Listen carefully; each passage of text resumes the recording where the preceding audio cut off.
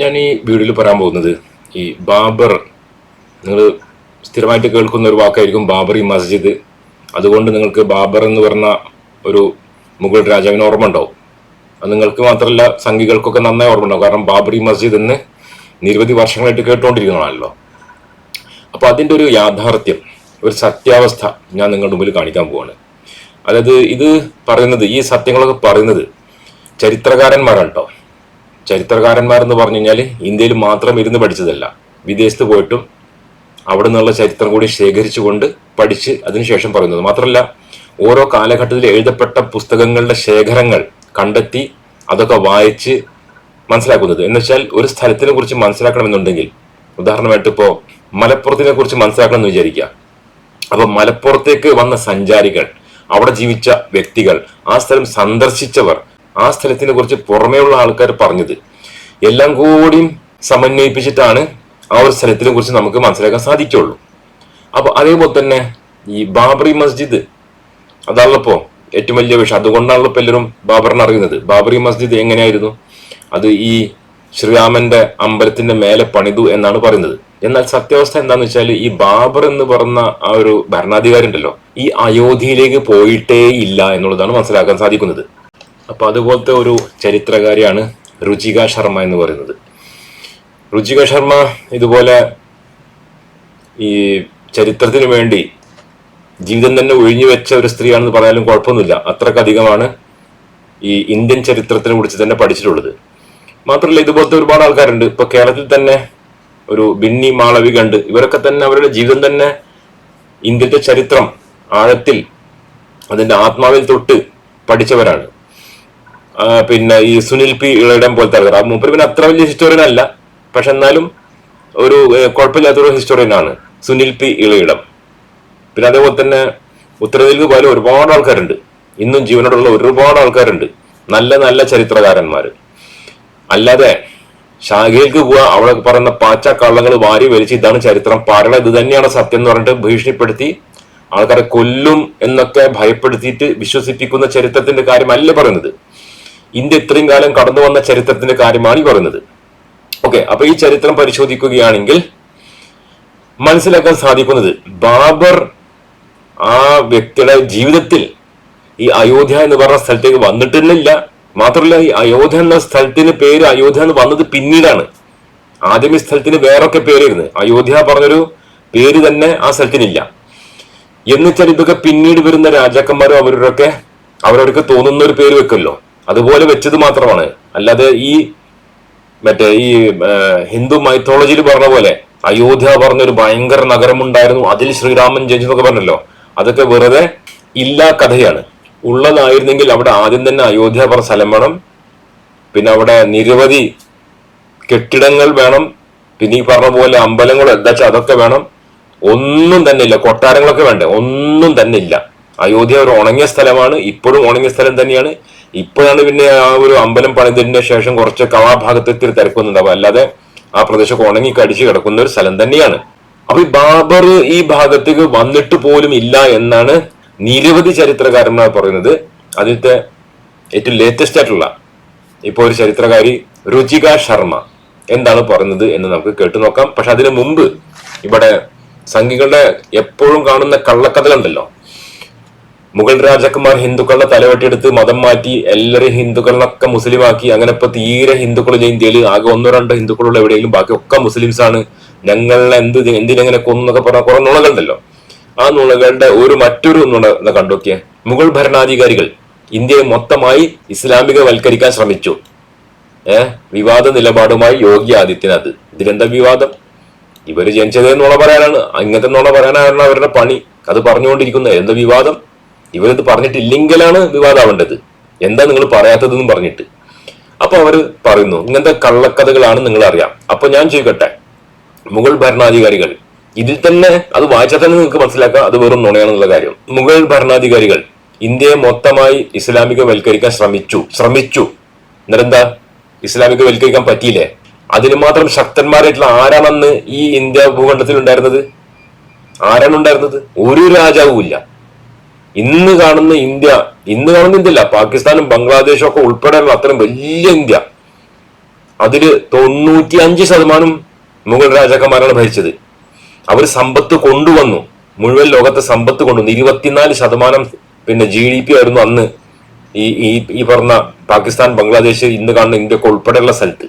അത്രയും പവർഫുൾ ആയിട്ടുള്ള രാജാക്കന്മാര് ഈ പടുവിഡ്ഢികളായ ജനങ്ങളെ ഇസ്ലാമിലേക്ക് മാറ്റാൻ കഴിഞ്ഞില്ല എന്നാണ് പറയുന്നത്. അപ്പൊ ശ്രമിച്ചിട്ടുണ്ടെങ്കിൽ തീർച്ചയായിട്ടും 100% ആൾക്കാരനെയും ഇസ്ലാമികവൽക്കരിക്കാമായിരുന്നു, മുസ്ലിം ആക്കാമായിരുന്നു. അപ്പൊ ശ്രമിച്ചിട്ടില്ല എന്ന് അതിൽ തന്നെ മനസ്സിലാക്കാം. അവരുടെ അടുത്തേ ചോദ്യം ചെയ്യപ്പെടാത്ത രാജാക്കന്മാരാണ് അവര് ലോകത്ത് തന്നെ പേരെടുത്ത രാജാക്കന്മാരാണ്.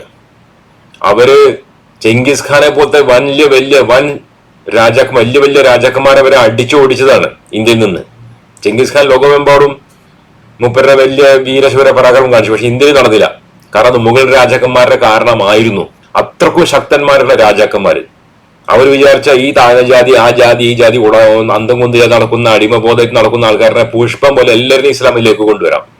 പക്ഷെ അവരൊരു അണുമണിത് ശ്രമിച്ചിട്ടില്ല. കാരണം എന്താണ്? ഇസ്ലാമിന്റെ ഏറ്റവും വലിയ നിയമമാണ് നിർബന്ധിച്ച്, ഭീഷണിപ്പെടുത്തി, പ്രലോഭിപ്പിച്ച് ആരും തന്നെ മതം മാറ്റരുത്. മതത്തിൽ നിർബന്ധമില്ല, ബലപ്രയോഗമില്ല എന്ന് പഠിപ്പിക്കുന്ന മതമാണ് ഇസ്ലാം മതം. അത് ഈ പറയുന്നവരുണ്ടല്ലോ ശ്രമിച്ചു എന്ന്, അവരുടെ മതത്തിൽ പറയുന്നത് എല്ലാവരും കൊന്നൊടുക്കിയിട്ടും നിർബന്ധിച്ചിട്ടും എങ്ങനെയൊക്കെ പറ്റുന്ന നുണ പറഞ്ഞിട്ടാണെങ്കിലും ഒക്കെ മതം മാറ്റാൻ പറയുന്നുണ്ട്. അതുകൊണ്ട് അതുപോലെ തന്നെ ആയിരിക്കും ഇസ്ലാം മതം എന്ന് കരുതിയിട്ടാണ് ഇതുപോലത്തെ നുണകൾ പറയുന്നത് എന്നാണ് ഇതിൽ നിന്ന് നമുക്ക് മനസ്സിലാക്കിയെടുക്കാൻ സാധിക്കുന്നത്. ഓക്കെ, ഇനി ഇവരിങ്ങനെ നുണ പറഞ്ഞുകൊണ്ടിരിക്കും, സംശയമൊന്നുമില്ല. അതുകൊണ്ട് തന്നെയാണ് ഈ കെട്ടുകഥകളൊക്കെ പറഞ്ഞ് പിന്നെ അത് യാഥാർത്ഥ്യമാണെന്ന് പറഞ്ഞുണ്ടാക്കി, പിന്നെ അതിലൊരു അമ്പലം ഉണ്ടായിരുന്നു, ആ അമ്പലത്തിന് യാഥാർത്ഥ്യമാക്കി. ഏതൊരു മുത്തശ്ശി കഥയിലത്തെ ഒരു കഥ, ആ കഥയിലൊരു അമ്പലം, ആ അമ്പലം ഇവിടെ തന്നെ ഉണ്ട്, ആ അമ്പലം തകർത്തിട്ടാണ് ഒരു പള്ളി പണിതെന്നുള്ള അത്രക്കും വലിയ ഭീമാകാരമെന്നുള്ള പറഞ്ഞെങ്കിൽ ആ ആൾക്കാർ എത്ര വലിയ സത്യസന്ധത ഇല്ലാത്തവരായിരിക്കണം എന്ന് അതിൽ തന്നെ മനസ്സിലാക്കാം. ഇനി നമുക്ക് ചരിത്രകാരിയായിട്ടുള്ള രുചിക ശർമ്മ എന്താണ് വ്യക്തമായിട്ട് പറയുന്നത്, അത് ഓരോന്നോരോ സ്റ്റെപ്പ് സ്റ്റെപ്പായിട്ട് നമുക്കൊന്ന് കേൾക്കാം. मुगल बादशाह बाबर अपनी जिंदगी का एक रोजनामा रखा करते थे, यानी एक डायरी जो उन्होंने अपनी भाषा चागताई तुर्की में लिखी थी. उसे हम तुज़्के बाबरी के नाम से भी जानते हैं. ഓക്കെ, ഇവിടെ രുചിക ശർമ്മ പറഞ്ഞത് ബാബർ, ഇപ്പൊ ഈ പറഞ്ഞ ബാബർ മുപ്പരുടെ ഡയറി എഴുതി വെക്കലുണ്ടായിരുന്നു. അതായത് മുന്നത്തെ കാലത്തൊക്കെ, ഇന്നിപ്പോ ആർക്കും ആ സ്വഭാവം ഇല്ല, പക്ഷെ മുന്നത്തെ കാലത്ത് എനിക്കടക്കം എന്റെ ചെറുപ്പത്തില് ഡയറി എഴുതുന്ന ഒരു സ്വഭാവം ഉണ്ടായിരുന്നു. കാരണം അത് പല പല പ്രധാനപ്പെട്ട സംഗതികൾ എഴുതി കഴിഞ്ഞാൽ കുറെ കഴിഞ്ഞാൽ മറക്കാതിരിക്കാനും പിന്നെ അത് വായിക്കാനും ഒക്കെ ആയിട്ടുള്ള എഴുതി വെക്കുന്നതാണ്. അതുപോലെ ഡയറി എഴുതി വെക്കലുണ്ടായിരുന്നു ഈ ബാബർ. ആ ഡയറിയുടെ മുമ്പിൽ പേരിട്ടത് തുസ്കി എ ബാബറി എന്നാണ്. അപ്പൊ അത് എഴുതിയ ഒരു രാജാവ് തീർച്ചയായിട്ടും ഇത്രയും വലിയൊരു സംഭവം, അതായത് ഒരു വലിയൊരു അമ്പലം പൊളിച്ചു എന്നാണല്ലോ പറയുന്നത് സാങ്കല്പിക കഥയിലത്തെ. വലിയൊരു അമ്പലം പൊളിച്ചെന്ന് പറയുമ്പോ വലിയൊരു അമ്പലം പൊളിച്ച് അവിടെ ഒരു പള്ളി പണിയുമ്പോ അത് ഡയറിയിൽ എഴുതി വെക്കാതിരിക്കൂലല്ലോ. വരുന്ന കാലത്ത് കുറെ സംഖ്യകൾ ഉണ്ടാവും, അവർ വായിച്ചാൽ മോശമല്ലേ എന്ന് പറഞ്ഞിട്ട് എഴുതി വെക്കാതിരിക്കൊന്നുമില്ലല്ലോ. സംഭവം നടക്കുന്നത് ഫുള്ള് എഴുതില്ല, എല്ലാതും എഴുതിയിട്ടുണ്ട്. വലുതും ചെറുതുമായിട്ടുള്ള യുദ്ധങ്ങളും എല്ലാ തരം സംഗതികളും അതിൽ എഴുതിയിട്ടുണ്ട്. പിന്നെ ഓരോ ദിവസത്തെ കാര്യങ്ങൾ വരെ എഴുതിയിട്ടുണ്ട് അതിൽ. അപ്പൊ അങ്ങനത്തെ സ്ഥലത്ത് തീർച്ചയായിട്ടും ഒരു അമ്പലം പൊളിക്കാൻ തന്നെ ചുരുങ്ങിയത് ഒരു 6-8 മാസം എടുക്കും. ഇത്ര വലിയൊരു അമ്പലമാണെങ്കിൽ, ഏത് ഈ സാങ്കല്പിക കഥയിൽ പറഞ്ഞ വലിയൊരു അമ്പലമാണല്ലോ. അത് മാത്രമല്ല ഇത് കൊട്ടാരമൊക്കെ കൂടിയിട്ടാണ്. ശ്രീരാമൻ ജനിച്ചത് വലിയൊരു കൊട്ടാരത്തിലാണ്. അതിന്റെ എത്ര 1000 തൂണോ അങ്ങനെയൊക്കെ ഉള്ള ഒരു കൊട്ടാരമാണ്. അപ്പൊ അതൊക്കെ കൂടി പൊളിച്ചുണ്ടാക്കാൻ ചുരുങ്ങിയത് ഒരു 8 മാസം എടുക്കും എന്ന് വിചാരിക്കുക. ഒരു കൊല്ലം എടുക്കും, ഒരു കൊല്ലത്തിന് മേലെടുക്കും. നമുക്ക് 8 മാസം പിടിക്കാം, പിന്നെ 8 മാസം പിടിക്കും. അതിനുശേഷം അതൊക്കെ പൊളിച്ചടക്കിയതിന് ശേഷം അതിന്റെ സാധനമൊക്കെ മാറി വെച്ചിട്ട്, ഏത് ബാബറി മസ്ജിദ് നിങ്ങൾ കണ്ടല്ലോ ഫോട്ടോയില്, വീഡിയോയിലൊക്കെ കാണാലോ, അത് ഉള്ളതാണല്ലോ. അപ്പൊ അത് പണിയണമെന്നുണ്ടെങ്കിൽ അക്കാലത്ത് ചുരുങ്ങിയത് 5 കൊല്ലം എടുക്കും. അപ്പൊ 5-6 കൊല്ലം ഒരു അമ്പലം പൊളിക്കാനും മുസ്ലിം പള്ളി പണിയാനും എടുത്തിട്ടുണ്ടെങ്കിൽ തീർച്ചയായിട്ടും ഡെയിലി എഴുതി വെക്കുന്ന ഡയറിയിൽ എഴുതുമല്ലോ, എന്തെങ്കിലുമൊക്കെ എഴുതൂലേ, ഇനിയിപ്പോ മറച്ചു വെച്ചാലും എഴുതൂലേ. പക്ഷെ അങ്ങനെ ഒരു സംഗതി ഈ ഡയറിയിൽ ഇല്ല എന്നാണ് പറയുന്നത്. बाद में बाबर के पोते और मुगलों के सबसे जाने माने बादशाह अकबर ने इनके दादा का रोजनामा चागताई तुर्की से फारसी में ट्रांसलेट करवाया. അതിനുശേഷം ബാബറിന്റെ പേരമകൻ ഇതേ ഈ ഡയറി ഉണ്ടല്ലോ, ബാബറുടെ ഡയറി, അത് ട്രാൻസ്ലേറ്റ് ചെയ്തു പല ഭാഷകളിലേക്ക്. അത് ഹിന്ദിയിലും ട്രാൻസ്ലേറ്റ് ചെയ്ത്, അതിനാണ് ബാബർനാമ എന്ന് പറയുന്നത്. बाबरनामा में बाबर कहीं भी अयोध्या में मस्जिद बनाने का जिक्र नहीं करते और അല്ല, ആ ഡയറിയിൽ എവിടെയും തന്നെ ഒരു അമ്പലം തകർത്തിട്ട് ഒരു മുസ്ലിം പള്ളി പണിതതോ അല്ലെങ്കിൽ ഒന്നും തകർക്കാതെ ഒരു മുസ്ലിം പള്ളി പണിതതോ ഒന്നും തന്നെ പറയുന്നില്ല എന്നതാണ് യാഥാർത്ഥ്യം. और बाबर अपनी डायरी में भी कभी अयोध्या जाने का जिक्र तक नहीं करते. എന്തിന് അയോധ്യയിലേക്ക് തന്നെ ബാബർ പോയിട്ടില്ല എന്നാണ് ആ ഡയറി മൊത്തം വായിച്ചാൽ അറിയാൻ കഴിയുക. 20वीं शताब्दी में अनेट बेवरेज ने बाबर के रोजनामचे की तुर्की और फारसी दोनों कॉपीज को पढ़ के बाबर की डायरी की ट्रांसलेशन की थी, जिसे 1921 में छापा गया था. അതിനുശേഷം 1921 അന്നത്തെ ഒരു ബ്രിട്ടീഷ് വനിത ബാബർനാമ, ഈ ബാബറുടെ ഡയറി ഒരുപാടുണ്ടല്ലോ, അതിൽ തുർക്കി ഭാഷയിലുണ്ട്, വേറെ ഫാർസി ഭാഷയിലൊക്കെ ഉണ്ട്, നിരവധി എഴുതിയിട്ടുണ്ട്. അത് മുഴുവൻ ട്രാൻസ്ലേറ്റ് ചെയ്ത് ഇംഗ്ലീഷിലൊക്കെ. പക്ഷെ അതിൽ പോലും എവിടെ ഇങ്ങനൊരു സംഗതി, അയോധ്യ, ബാബറി മസ്ജിദ്, ശ്രീരാമന്റെ അമ്പലം ഒന്നും തന്നെ എവിടെയും മെൻഷൻഡ് അല്ല. इस ट्रांसलेशन में ये साफ लिखा है कि 28 मार्च 934 हिजरी यानी 1528 AD को बाबर अवध की प्रिंसिपैलिटी से दूर सिरदा और घाघरा नदी के संगम पे रुके थे, जो कि अयोध्या से 72 मील दूर है. അതായത് ബാബർ പിന്നെ ഇന്ന് പറയുന്ന അയോധ്യയുടെ ഏറ്റവും അടുത്തെത്തിയത് എവിടെയെന്നറിയോ? ഏതൊരു സമ്മേളനം, ഒരു സംഘം ഉണ്ടായിരുന്നു അവരുടെ ഈ രാജകുമാരന്റെ ഒരു സമ്മേളനം ഉണ്ടാവുമല്ലോ, അങ്ങനെ ഒരു സ്ഥലത്ത് സമ്മേളനം ഉണ്ടായി. ആ സമ്മേളനം ഉണ്ടായ സ്ഥലം ഉണ്ടല്ലോ, ആ സ്ഥലം ഇന്നത്തെ അയോധ്യയും തമ്മിൽ ഏതാണ്ട് 120 കിലോമീറ്റർ വ്യത്യാസമുണ്ട്, ദൂരമുണ്ട്. അപ്പൊ അതാണ് ഏറ്റവും അടുത്ത് വന്ന് എന്ന് പറയുന്ന ഒരു സംഭവം ഉണ്ടായിട്ടുള്ളത്.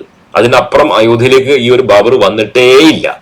यहाँ अवध उस पूरे एरिया को रेफर करता है जो उस समय गोमती और घाघरा नदी के बीच में था. इसके बाद बाबरनामा में हमें कुछ भी नहीं मिलता जिससे हम ये कह सकें कि इस संगम से फिर बाबर अयोध्या गए. അതിനുശേഷം ആ ഒരു ഡയറി, ഇത്രയും വിശദമായിട്ട് ഡയറി, ഓരോരോ കാര്യങ്ങൾ, തിന്ന ഭക്ഷണം വരെ, സ്പെഷ്യലായിട്ട് വല്ല ഭക്ഷണം തിന്നിട്ടുണ്ടെങ്കിൽ, ഉണ്ടാക്കിയിട്ടുണ്ടെങ്കിൽ, സദ്യ ഒക്കെ ഉണ്ടെങ്കിൽ, ആഘോഷം ഉണ്ടെങ്കിൽ ഒക്കെ കൃത്യമായിട്ട് എഴുതുന്ന ഡയറിയിൽ, ഓരോ ദിവസത്തെ ഡയറിയിൽ ഈ ബാബറി മസ്ജിദിനെ കുറിച്ചിട്ടോ പിന്നെ രാമന്റെ അമ്പലത്തെ കുറിച്ച് ഒന്നും തന്നെ കാണുക അസാധ്യമാണ് എന്ന് പറയാണ്. तो बाबर कभी अयोध्या गए ही नहीं. बाबर के बाद उनके पोते अकबर के कोर्ट राइटर अबुल फजल अपनी अकबरनामा में अयोध्या और राम का जिक्र तो जरूर करते हैं, पर बाबर ने यहाँ कोई मस्जिद बनाई हो ऐसा नहीं बताते. അതിനുശേഷം വീണ്ടും നിരവധി വർഷം കഴിഞ്ഞ് പിന്നെ ബാബറിന്റെ പേരമകന്റെ ഒരു എഴുത്തുകാരനുണ്ടായിരുന്നു, ഒരു ജോലിക്കാരൻ്റെ എഴുത്തുകാരൻ. ആ എഴുത്തുകാരൻ ഒരു പുസ്തകം എഴുതിയിട്ടുണ്ട്, അതിൽ അയോധ്യ എന്ന് കാണുന്നുണ്ട്. പക്ഷെ എന്നാൽ പോലും ആ അയോധ്യയിൽ ഒരു അമ്പലം പൊളിച്ച് പള്ളി പണിത് എന്നുള്ളൊരു സംഭവം തന്നെ അവിടെ കാണുന്നില്ല. അതാണ് പറയുന്നത്. അത് അബുൽ ഫസൽ പറഞ്ഞിട്ട് ഒരാളാണ് ആ എഴുത്തുകാരൻ. ना ही उनके किसी मंदिर तोड़ने की बात करते हैं और ना ही किसी राम जन्मभूमि मंदिर की. अकबर के समय में ही तुलसीदास जिन्होंने ഇവിടെ ശ്രദ്ധിക്കണം, ഇതിപ്പോ മുസ്ലിങ്ങളാണ് പറയുന്നത്. അപ്പൊ സംഘികൾ പറയും മുസ്ലിങ്ങളിൽ നിന്ന് നുണ പറയുള്ളൂ, കാരണം നുണ പറച്ചിലാണ് അവരുടെ പണി എന്ന് പറയും. കാരണം മുസ്ലിങ്ങൾ പണി നുണ പറച്ചിലാണല്ലോ. അപ്പൊ അങ്ങനെയാണെങ്കിൽ അതാ തുളസിദാസ്, അന്നത്തെ വലിയൊരു ഫിലോസഫർ, എഴുത്തുകാരൻ, അതായത് ബാബറിന്റെ കാലഘട്ടത്തിന്റെ ആ സമയത്ത് തന്നെ ജീവിച്ച ഒരു വ്യക്തി, മൂപ്പരെന്താ പറഞ്ഞു കേട്ടോക്കാം. रामचरितमानस लिखी वो भी അത് അയാൾ എഴുതിയ പുസ്തകമാണ് രാംചരിത് മാനസ് എന്ന ശ്രീരാമനെ കുറിച്ച് തന്നെ എഴുതിയ പുസ്തകമാണ്. മൂപ്പരെന്താ എഴുതിയെന്ന് പറയാണ്. बाबर के किसी मस्जिद के बारे में नहीं बताते, ना ही किसी राम मंदिर के तोड़ने की बात लिखते हैं.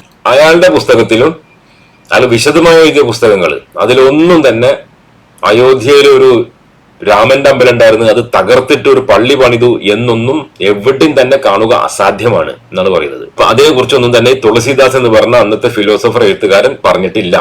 മൂപ്പര് ഈ ഹിന്ദു മൈഥോളജിനെ കുറിച്ച് മാത്രം എഴുതുന്ന ഒരു വ്യക്തിയാണ്. അവിടെയും ഒരു തരത്തിലുള്ള ഒരു സംഗതിയും കാണുക അസാധ്യമാണ്. इन दोनों से पहले 14वीं सेंचुरी में आए इब्न बतूता अपनी किताब रहला में ये कहीं नहीं लिखते कि कोई राम जन्मभूमि मंदिर अयोध्या में हो. ഇനി ബാബർ ജീവിച്ച കാലമായി, ബാബറിന്റെ ശേഷകാലമായി, ഇനി ബാബറിന്റെ മുന്നത്തെ കാലഘട്ടത്തില് ഇബ്നു ബത്തൂത്ത വലിയൊരു സഞ്ചാരിയാണ്, ഫിലോസഫറൊക്കെയാണ്. ഈ വ്യക്തിയും ഇന്ത്യയിൽ കൂടെ കടന്നുപോയപ്പോ ഇന്ന് ഈ കാണുന്ന അയോധ്യ ഭാഗത്തു കൂടെ ഒക്കെ കടന്നുപോയി അവിടെ താമസിച്ചു സമയം ചെലവാക്കിയിട്ടൊക്കെ പോയ ഒരാളാണ്. ആ ഒരു വ്യക്തി പോലും അവിടെ എന്തെങ്കിലും ഒരു അയോധ്യ അമ്പലത്തിനെ കുറിച്ച്, ഇന്ന് പറഞ്ഞ ശ്രീരാമന്റെ അമ്പലമുണ്ടോ, ആ അമ്പലത്തിനെ കുറിച്ച് പോലും ഒന്നും പറയുന്നില്ല, അയോധ്യനെ കുറിച്ച് പോലും ഒന്നും പറഞ്ഞില്ല. പക്ഷെ പറയുമ്പോ ആ സ്ഥലത്ത് ജീവിച്ചിട്ട് പോലും പൊളിക്കണമെങ്കിൽ ആ സാധനം ആദ്യം ഉണ്ടാവണ്ടേ. അപ്പോ അങ്ങനെ സംഗതി തന്നെ ഇബ്നു ബത്തൂത്തയും പറയുന്നില്ല. मस्जिद पे गड़ी इंस्क्रिप्शन यानी शिलालेख फारसी में ये कहती है कि शाह बाबर की कमांड पे मीर बाकी ने ये मस्जिद बनवाई और ये इंस्क्रिप्शन किसी भी मंदिर तोड़ने या गिराने की बात नहीं करती. പിന്നെ വളരെയധികം അടുത്ത് വരുന്ന സംഭവം എന്താ അറിയോ, അതായത് ഇതാണ് നിങ്ങൾ സത്യം പറഞ്ഞാല് AI-ലൊക്കെ പരിശോധിച്ചാലേ നിങ്ങൾക്ക് കിട്ടുന്ന ഒരു വിവരമായിരിക്കും ഇത്. അതായത് മീർ ബാഖി എന്ന് പറയുന്ന ഒരു ബാബറിന്റെ എന്തൊരു ഗവർണറോ മന്ത്രിയോ എന്തായിട്ടുള്ള ഒരു വ്യക്തി ആണ് ഈ ബാബറി മസ്ജിദ് ഉണ്ടാക്കിയതെന്ന് ബാബറി മസ്ജിദിന്റെ ചുമരുമ കൊത്തി വെച്ചിട്ടുണ്ട് എന്നാണ് പറയുന്നത്.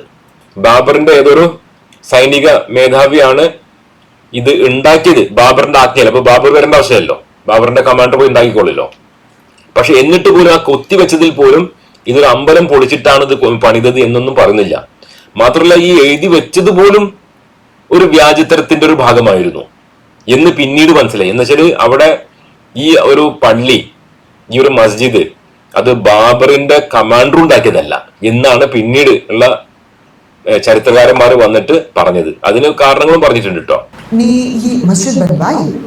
और ये इंस्क्रिप्शन किसी भी मंदिर तोड़ने या गिराने की बात नहीं करती. हिस्टोरियन सुशील कुमार अपनी किताब द डिस्प्यूटेड मॉस्क में बताते हैं कि ये इंस्क्रिप्शन जिस स्टाइल से लिखी गई है वो 19वीं शताब्दी की राइटिंग स्टाइल से मेल खाता है. അതിനുശേഷം മറ്റൊരു ഹിസ്റ്റോറിയൻ ചരിത്രകാരൻ മൂപ്പർ വന്നിട്ട് ഇത് പരിശോധിച്ചു. ഇവരൊക്കെ അവരുടെ ജീവിതം ഒഴിഞ്ഞു വെച്ചാണല്ലോ ചരിത്രം പരിശോധിക്കാൻ വേണ്ടിയിട്ട്. അങ്ങനെ മനസ്സിലായത് എന്താ അറിയോ, ഇത് ബാബറിന്റെ കാലത്ത് എഴുതിയൊരു സംഗതിയേ അല്ല. ഏതാ ചുമരുമ എഴുതി എന്ന് പറഞ്ഞില്ലേ, കൊട്ടാരത്തിന്റെ ചുമരുമ അല്ല സോറി ആ മസ്ജിദിന്റെ ചുമരുമ എഴുതി എന്ന് പറഞ്ഞല്ലോ, ബാബറിന്റെ ഒരു കമാൻഡറാണ് ഇത് ഉണ്ടാക്കിയെന്ന് പറഞ്ഞില്ല, അതുപോലും നുണയായിരുന്നു. അത് 1900 ശേഷം ആരോ മനഃപൂർവ്വം ചെന്ന് അവിടെ എഴുതി വെച്ചതാണ്. അങ്ങനെ ഒരു ചരിത്രം വേണല്ലോ. അപ്പൊ ഇതൊന്നും ഇല്ലെങ്കിൽ, ഒരു തെളിവില്ലെങ്കിൽ ഇത് ബാബറിന്റെ മസ്ജിദ് അല്ലാന്ന് ഒരു ജനങ്ങൾ മനസ്സിലാക്കും. അത് മനസ്സിലാക്കാതിരിക്കാൻ വേണ്ടിയിട്ട് അന്ന് തന്നെ കള്ളന്മാര് നുണയന്മാര് പോയിട്ട് വളരെ വിദഗ്ധമായിട്ട് ചുമരുമ എഴുതി വെച്ചതാണ്. ബാബറിന്റെ ഒരു സൈനിക മേധാവിയാണ് ഇത് വന്നുണ്ടാക്കി എന്നുള്ള ആ കള്ളക്കഥ. കാരണം അത് 19ാം നൂറ്റാണ്ടിലാണ് എഴുതിയത് മനസ്സിലാവാൻ കാരണം എന്ന് വെച്ചാല് ആ ലിപി എഴുതിയ ലിപി അത് ഈ 1500കളിൽ ഇല്ല എന്നുള്ളതാണ് യാഥാർത്ഥ്യം. അങ്ങനെയാണ് ചരിത്രകാരന്മാരെ അത് കണ്ടുപിടിച്ചത്. കാരണം അവരുടെ മുമ്പിൽ എല്ലാ തെളിവും ഉണ്ടാവുമല്ലോ. എന്ന് വെച്ചാൽ അതുപോലും നുണയായിരുന്നു. ना कि 16वीं शताब्दी. तो फिर ये मस्जिद किसने बनाई? मस्जिद की बनावट खास करके एंट्रेंस पे एक बड़ी सी आर्च, जैसा कि आप इस पिक्चर में देख सकते हैं, जौनपुर के शर्की राजाओं के मस्जिदों की बनावट से मेल खाती है. मस्जिद के अंदर सपोर्ट के लिए बीम्स, मस्जिद की एंट्रेंस पे बड़ी सी आर्च और मस्जिद के डोम से ये मस्जिद जौनपुर में ही बनी अटाला मस्जिद जैसी ही दिखती है और इसे भी 14वीं-15वीं शताब्दी के शर्की राजाओं ने ही बनाया था. അപ്പൊ പിന്നെ സ്വാഭാവികമായിട്ടൊരു ചോദ്യം വരില്ലോ, ബാബർ അല്ല ഇത് ഉണ്ടാക്കിയതെങ്കിൽ പിന്നെ ആരാണ് ഉണ്ടാക്കിയത്? അപ്പൊ ഷക്കി രാജാക്കന്മാർ പറഞ്ഞൊരു വിഭാഗം ഉണ്ടായിരുന്നു. ഷക്കി രാജാക്കന്മാർ, ഷക്കി രാജവംശം, അത് ജോധ്പൂരിലുള്ള ഒരു രാജവംശമാണ്. അവരില് ഏതോ ഒരാള് ഉണ്ടാക്കിയതൊരു മസ്ജിദ്, വലിയൊരു പ്രാധാന്യം ഇല്ലാതെ തന്നെ ഉണ്ടാക്കിയൊരു മസ്ജിദ്, അല്ലാതെ അങ്ങനെ എന്തെങ്കിലും അമ്പലം പൊളിച്ചിട്ടോ പള്ളി പൊളിച്ചിട്ടോ ഒന്നും ഉണ്ടാക്കിയതല്ല. പക്ഷെ അവരുണ്ടാക്കിയതായിരിക്കാനാണ് സാധ്യത. കാരണം അവരുടെ ആർക്കിടെക്ചറാണ് ഇവിടെ കാണുന്നത്.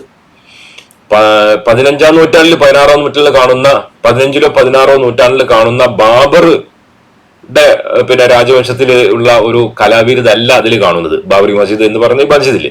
അപ്പൊ അതുകൊണ്ട് തന്നെ ഇത് ഉണ്ടാക്കിയത് ഷക്കി രാജവംശത്തിൽപ്പെട്ട ആരോ ഒരു വ്യക്തിയോ അല്ലെങ്കിൽ പല വ്യക്തികൾ കൂടിയിട്ടോ ഉണ്ടാക്കിയതാണെന്ന് അതിൽ തന്നെ മനസ്സിലാക്കാം. सो बाबर और मुगलों के इतिहास में ना ही अयोध्या में किसी मस्जिद की बात मिलती है, ना ही अयोध्या में किसी मंदिर को तोड़े जाने की. पर क्या अयोध्या के इतिहास में हमें ऐसा कुछ मिलता है? आर्कियोलॉजिस्ट बीबी लाल ने 1979 से 1980 के बीच में अयोध्या में एक्सकवेशंस की, तो अयोध्या का सबसे पुराना इतिहास 8th सेंचुरी BC से ज्यादा पुराना नहीं मिला.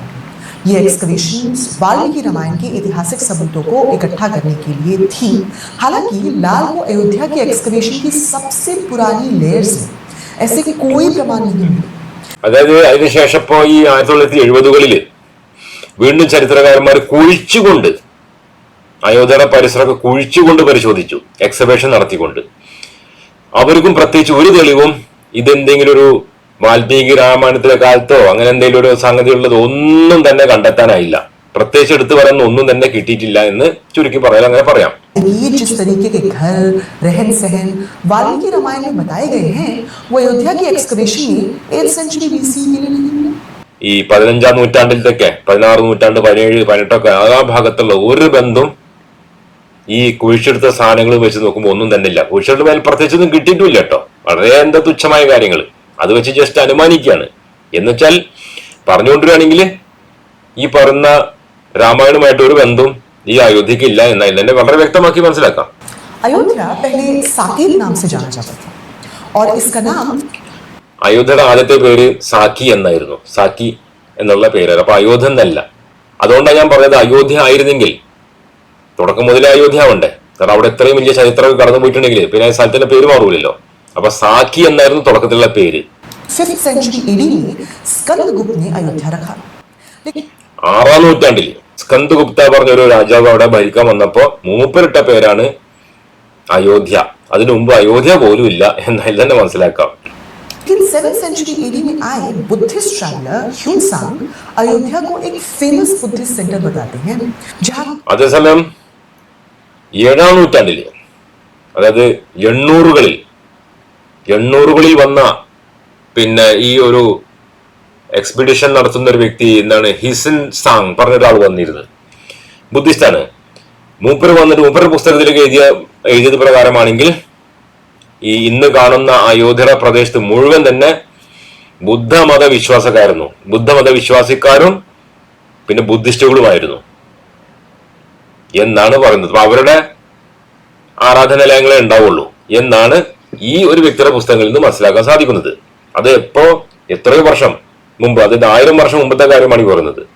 कई मोनेस्ट्रीज यानी बौद्ध विहार और स्तूप भी थे। ये बात अयोध्या की सबसे पहली एक्सकवेशन से भी पता चलती है।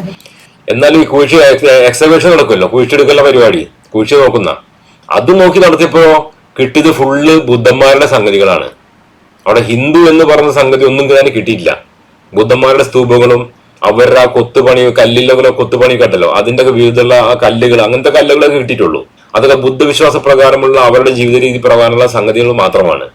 ये excavation archaeological survey of India के सबसे पहले डायरेक्टर जनरल अलेक्जेंडर कनिंघम ने की थी 1862 से 1863 और 1862 മുതൽ 1863 മുതലാണ് ഏറ്റവും ആദ്യത്തെ എക്സ്കവേഷൻ നടത്തിയത്. ഏറ്റവും ആദ്യത്തെ കുഴിച്ചു നോക്കൽ നടത്തിയത്. അതിൽ കിട്ടിയ സംഗതികൾ ഫുള്ള് ബുദ്ധന്മാരുടെ ആയിരുന്നു. वहां कनिंघम को 2 स्तूप और 1 बौद्ध विहार मिले, जिसमें से एक स्तूप कनिंघम के हिसाब से मौर्य सम्राट अशोक के सानिध्य में बना था। അതായത് അതിൽ ബുദ്ധന്മാരുടെ ദൈവം ഉണ്ടല്ലോ, ബുദ്ധൻ, മൂപ്പര പ്രതിമയാണ് കിട്ടിയത്. അത് തന്നെ അശോക ചക്രവർത്തിയുടെ കാലഘട്ടത്തിൽ എങ്ങാണ്ട് ഉള്ളതായിരിക്കും എന്നാണ് അനുമാനിക്കുന്നത്. അന്നത്തെ ആ ഒരു ഗവേഷണത്തിന് ശേഷം കണ്ട് മനസ്സിലാക്കിയതാണ് അത്. इतिहासकार कुणाल चक्रवर्ती, रोमिला थापर, सुविरा जायसवाल वगैरह के मुताबिक 5th से 8th सेंचुरी AD के बीच मिली इंस्क्रिप्शंस में अयोध्या का जिक्र तो है पर राम भक्ति के लिए नहीं।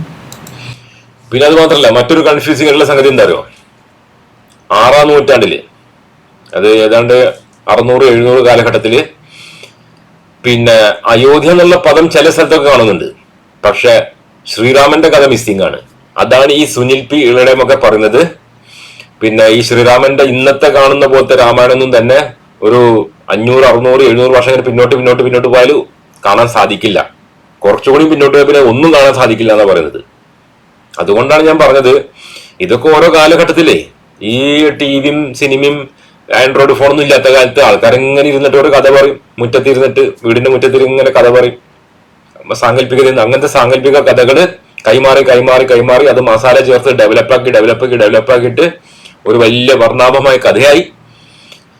പിന്നെ വീണ്ടും കാലഘട്ടം കഴിഞ്ഞുകൊണ്ടിരിക്കുമ്പോൾ ഈ വർണ്ണാഭമായ കഥകളുടെ കഥാപാത്രങ്ങൾ വീരശൂര പരാക്രമികളായി. പിന്നെ ആ വീരശൂര പരാക്രമികൾ നേരെ എന്തായി? ദൈവങ്ങളായി. അങ്ങനെ ദൈവങ്ങളായി കഴിഞ്ഞ ശേഷം പിന്നെ ആ ദൈവങ്ങൾക്ക് നല്ല കഥ വേണമല്ലോ. അപ്പൊ അതിന് വീണ്ടും വീണ്ടും വീണ്ടും വീണ്ടും കഥകൾ കെട്ടിക്കൂട്ടിയിട്ട് ഭയങ്കര ഒരു മനോഹരമായ കഥയായി മാറിയിരിക്കുകയാണ്. ഇന്നെങ്ങാനും നമ്മൾ പറയണ ഇതൊന്നും മുമ്പ് ഉണ്ടായിരുന്നില്ലല്ലോ, പിന്നെ ഇത്രയും കഥകൾ എവിടുന്ന് വന്നെന്ന് ചോദിച്ചാൽ ഒരു അടി കിട്ടാൻ എങ്ങോട്ടും പ്രത്യേകിച്ച് പോണ്ടി വരില്ല. अयोध्या पहले और चौथे जैन तीर्थंकर के जन्म का भी स्थान माना जाता था। इससे भी पहले दशरथ जातक, जो कि जातक कथाओं में से एक है, बतलाती है कि राजा दशरथ और उनके बेटे राम की राजधानी वाराणसी यानी बनारस थी. അതായത് ജാതക കഥ പറഞ്ഞിട്ട് വേറെ കുറെ പുസ്തകങ്ങൾ ഈ പ്രദേശത്തൊക്കെ കാണാൻ സാധിക്കും. അതൊക്കെ വായിക്കുമ്പോൾ മനസ്സിലാവണമെന്ന് എന്താ അറിയോ? ദശക് എന്ന് പറഞ്ഞ ഒരാള്, ദശരഥനല്ല, ദശക് പറഞ്ഞിട്ട് ഒരാളുടെ പിന്നെ ഒരു മകൻ ജനിക്കുന്നുണ്ട്.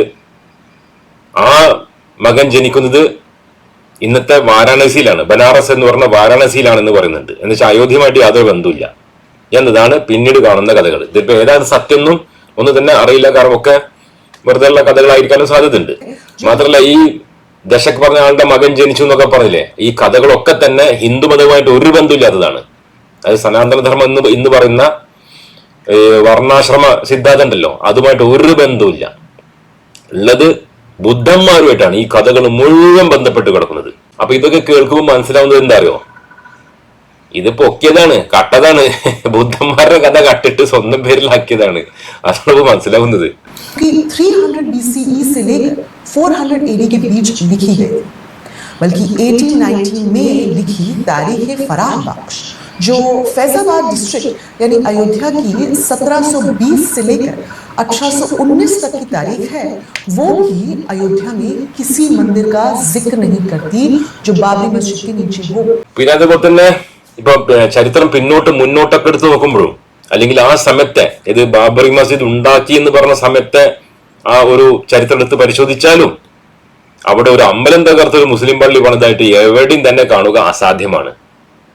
അത് AD 600 ആയിക്കോട്ടെ, AD 1700 ആയിക്കോട്ടെ, എവിടെയും തന്നെ അങ്ങനെ ഒന്ന് സാധിക്കുക, ഒന്ന് കാണുക അസാധ്യമാണെന്നാണ് പറയുന്നത്. അതായത് ഒരു അമ്പലം നിലനിന്നിരുന്നു എന്നറിയണമെങ്കിൽ പിന്നോട്ട് പോയി പരിശോധിക്കണമല്ലോ. അങ്ങനെ പിന്നോട്ട് പോയി പരിശോധിച്ചാലും അങ്ങനെ ഒരു സംഗതിയില്ല. എന്ന് വെച്ചാൽ ഈ വർണ്ണാശ്രമ സിദ്ധാന്തം തന്നെ ആ പ്രദേശത്തില്ല. എന്ന് വെച്ചാൽ ഇന്നത്തെ ഹിന്ദു മതം അവിടെ ഇല്ല എന്നർത്ഥം. ബുദ്ധന്മാരാണ് ഉണ്ടായിരുന്നത്. അപ്പൊ അങ്ങനത്തെ സ്ഥലത്തു നിന്നാണ് ഇത്ര വലിയ കള്ളക്കഥ കൊണ്ടുവന്ന് ബാബറി മസ്ജിദ് ആക്കിയിട്ട് പിന്നെ കൂട്ടക്കൊലകൾ നടത്തി ഇപ്പൊ അത് അവിടെ അമ്പലം പണിത് ഇപ്പൊ ഉദ്ഘാടനം എന്തൊക്കെ ഒരു പുതിയ ഒരു ഇതൊക്കെ നടക്കുന്നുണ്ട്, എന്തോ ഒരു ആഘോഷം നടക്കുന്നുണ്ട് ഇപ്പൊ അവിടെ മോദിയും അമിത്ഷാടൊക്കെ. അപ്പൊ അങ്ങോട്ട് എത്തിച്ചിരിക്കുകയാണ്. अलेक्जेंडर कनिंघम की 1862 से 63 की अयोध्या एक्सकवेशन में वो किसी भी मंदिर का जिक्र नहीं करते हैं जिसे तोड़कर उस पे कोई मस्जिद बनाई गई. എന്തിന് ബ്രിട്ടീഷുകാർ വരെ അവരുടെ എക്സിബിഷൻ നടക്കുമ്പോ, അവരുടെ ഗവേഷണങ്ങൾ നടക്കുമ്പോൾ പോലും എന്തെങ്കിലും ഒരു അമ്പലം പൊളിച്ചു പണിത ഒരു മുസ്ലിം പള്ളിയെ കുറിച്ച് അവർക്ക് പോലും അറിയില്ല. ചരിത്ര പുസ്തകങ്ങൾ പരിശോധിക്കുമ്പോൾ മനസ്സിലാവുന്നത്, ഓരോ വ്യക്തികൾ എഴുതിയ പുസ്തകങ്ങൾ തന്നെ മനസ്സിലാവുന്നത്. यानी ऐसे मंदिर जो रिसेंटली बने. इसके बाद हुई 1969 से 70 की एक्सकवेशन जो बनारस हिंदू यूनिवर्सिटी की एक टीम ने की थी, उसमें भी ऐसा कुछ नहीं मिला. പിന്നെ അതിനുശേഷം 1960 മുതൽ 69 വരെ ഒരുപാട് ഗവേഷണങ്ങൾ നടന്നിട്ടുണ്ട്. ആ സ്ഥലങ്ങളൊക്കെ കുഴിച്ചു നോക്കിയിട്ട് തന്നെ. കാരണം ആ സമയത്തൊക്കെ ഭയങ്കര പ്രശ്നമാണല്ലോ, ഈ ബാബറി മസ്ജിദ് പറഞ്ഞിട്ട് ഇങ്ങനെ കത്തി നിൽക്കുകയാണല്ലോ. അങ്ങനെ പരിശോധിച്ചിട്ടും ഒന്നും കിട്ടിയിട്ടില്ല. അതുവരെ ഒന്നും ഒരു പ്രശ്നമില്ല. പിന്നെ കിട്ടുന്നത് എപ്പോഴാണ്? ഈ സംഘി ഭീകരന്മാർ ഭരിക്കാൻ തുടങ്ങിയപ്പോൾ കുറെ നുണയന്മാരുടെ കയ്യിലിട്ട് കുറെ നുണ പറയാൻ പറഞ്ഞ് അങ്ങനെ KK മുഹമ്മദ് പോലത്തെ നുണയന്മാരെ കെട്ടിയതിനു ശേഷമാണ് അവിടുന്ന് തവള കിട്ടി, മുതല കിട്ടി എന്നൊക്കെയുള്ള കള്ളക്കഥകൾ ഉണ്ടാക്കിയത്. അത് കോടതി പോലും അംഗീകരിച്ചില്ല. കാരണം എന്താ വെച്ചാൽ അതിന്റെ മുന്നേ തന്നെ ഒരുപാട് ഗവേഷണം നടന്നതല്ലേ കിളച്ചുകൊണ്ട്. അതൊന്നും കിട്ടാത്തത് എങ്ങനെയാണ് ഈ KK മുഹമ്മദ് പോയിട്ട് കിടക്കുമ്പോൾ കിട്ടുക? അപ്പൊ അതൊക്കെ തള്ളിക്കളഞ്ഞതാണ്. बिलाल ने अपनी 1979 से 1980 की अयोध्या एक्सकवेशन की पूरी रिपोर्ट तो कभी पब्लिश की ही नहीं, लेकिन उसकी समरीज हमें इंडियन आर्कियोलॉजी रिव्यू के 2 इश्यूज से मिलती है. बीबी लाल ने राम जन्मभूमि नाम के माउंट पे ही खुदाई की थी, लेकिन उनके हिसाब से नथिंग ऑफ स्पेशल इंटरेस्ट उस. പിന്നെ അതിനുശേഷം 72 കാലഘട്ടമായപ്പോഴേക്കും ഈ ശ്രീരാമൻ ജനിച്ചു എന്ന് പറഞ്ഞ സ്ഥലം ഉണ്ടല്ലോ, ആ പള്ളി നിൽക്കുന്ന സ്ഥലം, അവിടെ പോലും കുഴിച്ചു നോക്കി. അങ്ങനെ കുഴിച്ചു നോക്കിയതിനു ശേഷം അന്നത്തെ ആർക്കിയോളജിക്കൽ ഡിപ്പാർട്ട്മെന്റ് പുറത്തുവിട്ട റിപ്പോർട്ടിൽ അതായത് ഈ അവകാശവാദങ്ങളെ പോലത്തെ ഒന്നും തന്നെ കിട്ടിയില്ല എന്നാണ് അവർ അതിൽ ഫൈനൽ റിപ്പോർട്ടായിട്ട് എഴുതിയത്. यानी यहाँ भी मस्जिद के लिए कोई मंदिर तोड़ा हो ऐसा नहीं कहा गया। तो ये मसला फिर आया कैसे? और ASI की അങ്ങനെയാണെങ്കിൽ അവിടെ ഒരു അമ്പലം ഉണ്ടായിരുന്നില്ല, അമ്പലം പൊളിച്ചിട്ടുമില്ല. പിന്നെ ഈ പ്രശ്നം എങ്ങനെയാണ് ഇത് ഉടലെടുത്തത്? ഇനി അതാണ് നമ്മൾ മനസ്സിലാക്കേണ്ടത്. 2003 के एक्सकवेशन में क्या मिला? सबसे पहला रिकॉर्डेड कॉन्फ्लिक्ट है 1853 से 1855 एडी के बीच में, जहां हनुमानगढ़ी के बैरागी जो कि एक वैष्णव सेक्ट हैं, उनके हिसाब से राम का जन्म बाबरी मस्जिद की साइट पे हुआ था। ഏറ്റവും ആദ്യത്തെ ക്ലെയിം വരുന്നത് എപ്പോഴാണോ? 1855-ന്റെയും 1856-ന്റെ ഇടയിൽ ആ പ്രദേശത്ത് ജീവിച്ചിരുന്ന കുറെ വൈഷ്ണവരായിട്ടുള്ള ഹിന്ദുക്കൾ, അവർക്ക് പെട്ടെന്നൊരു സുപ്രഭാതത്തിൽ തോന്നി, ഈ നിൽക്കുന്ന പള്ളി ഉണ്ടല്ലോ, ഇത് നമ്മുടെ ശ്രീരാമന്റെ അമ്പലം പൊളിച്ച് പണിതതാണെന്നാണ് തോന്നി. കാരണം ചരിത്രത്തിന്റെ യാതൊരു പിന്തുണയില്ലല്ലോ. പിന്നെ നുണ പറച്ചില്, അതാണല്ലോ ഏറ്റവും നല്ല വഴി. പിന്നെ ആ വഴിയാണ് ആർഷഭാരത സംസ്കാരം എന്ന് പറയുന്നത്. അന്ന് മുതലാണ് ഈ പ്രശ്നങ്ങൾ തുടങ്ങിയത് എന്നതാണ് ചരിത്രകാരന്മാർ കണ്ടെത്തിയിട്ടുള്ളത്. लेकिन इसके पीछे कोई हिस्टोरिकल बेसिस नहीं था, जैसे कि अब तक आपको पता ही चल चुका होगा। ആ ക്ലെയിമിന് പിന്നിൽ ഒരു ചരിത്രത്തിന്റെ ഒരു പിൻബലം ഇല്ലാന്ന് പ്രത്യേകിച്ച് പറയേണ്ട ആവശ്യമില്ലല്ലോ. കാരണം എങ്ങനെ പരിശോധിച്ചാലും ഒന്നും കിട്ടൂല. ശ്രീരാമന്റെ ഈ ഒരു കഥ, ജനിച്ചു, അമ്പലം പൊളിഞ്ഞു, ആ അമ്പലം പൊളിച്ചു, പള്ളി പണിതു, ഇതൊക്കെ 1855-ന് ശേഷമാണ് ഉടലെടുക്കുന്നത്. ആ സമയത്ത് പോലും ഈ മസ്ജിദിന്റെ പേരെന്തായിരുന്നല്ലോ, ബാബറി മസ്ജിദ് ഇപ്പൊ പറയുന്നതല്ലോ, ആ പേരേ ഉണ്ടായിരുന്നില്ല. ഇതിന്റെ പേര് ജമാ മസ്ജിദ് എന്നായിരുന്നു. പിന്നെ ബാബറി മസ്ജിദിന് പേര് വരാൻ കാരണം എന്താണെന്ന് ഇപ്പൊ മനസ്സിലായില്ലേ? കാരണം അതിലൊരു ക്ലെയിം ഇവരാണ്, ബാബറാണ് ഇത് ഉണ്ടാക്കിയത്. ആദ്യം ഒരു കള്ളം പറയാണ്, ബാബർ അല്ല ഉണ്ടാക്കിയത്, ബാബർ ഉണ്ടാക്കിയത് പറയാണ്. അതിനുശേഷം ബാബറാണ് ശ്രീരാമന്റെ അമ്പലം പൊളിച്ചത് എന്നൊരു ക്ലെയിം ഇവരാണ്. അപ്പൊ എന്താ, ഇത് പറഞ്ഞിട്ട് പിന്നെ ബാബറുമായി ബന്ധപ്പെടുത്തി. അപ്പൊ പിന്നെ ബാബറി മസ്ജിദ് ആവുകയാണ്, ഓട്ടോമാറ്റിക് ആയിട്ട് പറഞ്ഞിട്ടാവുകയാണ്. അപ്പൊ അങ്ങനെയാണ് ബാബറി മസ്ജിദ് എന്നുള്ള പേരും തന്നെ കിട്ടുന്നത്. അല്ലാതെ ബാബർ ഇതൊന്നും അറിഞ്ഞിട്ട് പോലും ഇല്ല. यानी कि 1855 के बाद ही इसका नाम बाबरी मस्जिद पड़ा। इस मामले को खत्म करने की जगह अंग्रेज सरकार ने इसे बढ़ावा दिया और इसको एक जरिया बनाया अवध के नवाब को निकम्मा करार देने के लिए, ताकि वो अवध को 1856 में अपनी अहद में शामिल कर सके। അതിനുശേഷം വെള്ളക്കാരെടുത്താണ് ആ സമയത്ത് വെള്ളക്കാരാണല്ലോ ഭരിക്കുന്നത്. അതായത് ഇന്നത്തെ സംഘികളുടെ പിഴച്ചുണ്ടായ തണ്ടമാര്, അവരാണ് ഭരിക്കുന്നത്. അവർ ഈ പ്രശ്നം ആളിക്കത്തിക്കാനാണ് നോക്കിയത്.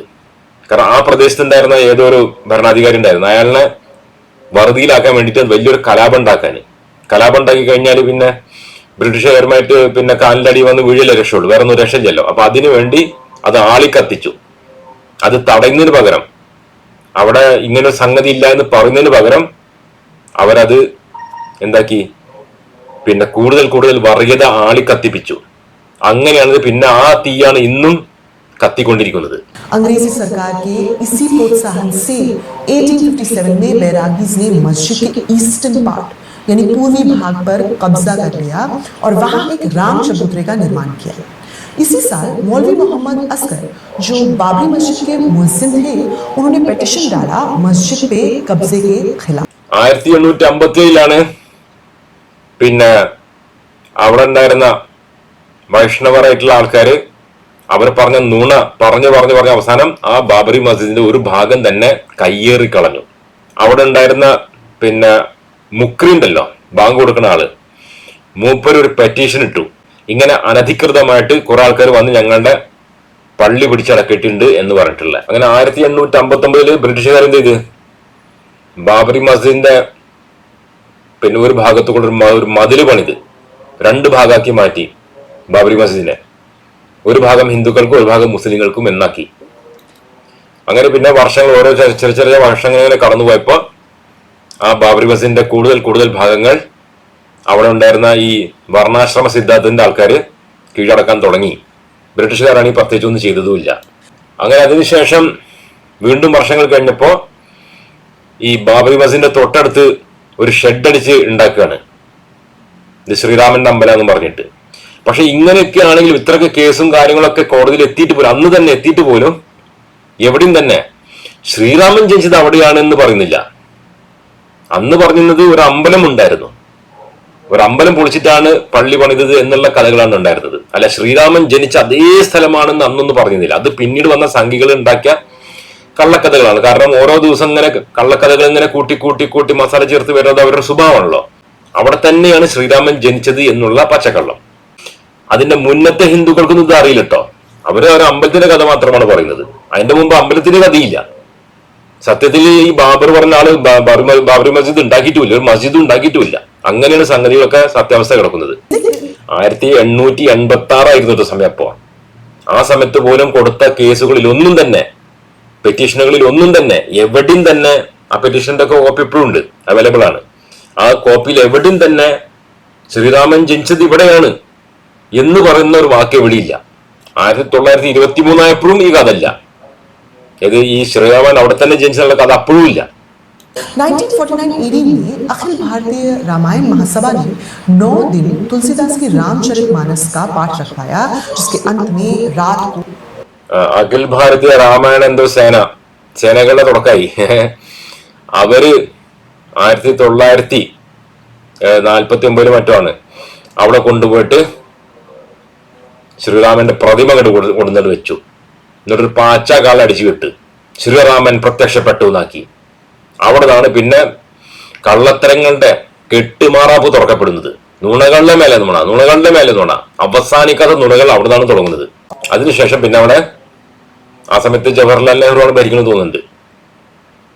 മൊത്തത്തിൽ ആരും കയറണ്ടെന്ന് പറഞ്ഞാൽ ബാനാക്കി അടച്ചു പൂട്ടിയിട്ട് മൊത്തം ബാബറി മസ്ജിദും. അത് പിന്നീട് തുറക്കുന്നത് രാജീവ് ഗാന്ധിയാണ്. യഥാർത്ഥ ചരിത്രം വെള്ളക്കാരുണ്ടായിരുന്നപ്പോഴും, വെള്ളക്കാരുടെ മുന്നേയും, പിന്നെ കൊള്ളക്കാർ വന്നപ്പോഴും. വെള്ളക്കാർ വന്നപ്പോൾ എന്താണ് നടന്നത് നമുക്കൊക്കെ അറിയാവുന്നതാണ്. രാജീവ് ഗാന്ധിയെ തുറന്നു കൊടുക്കുന്നു.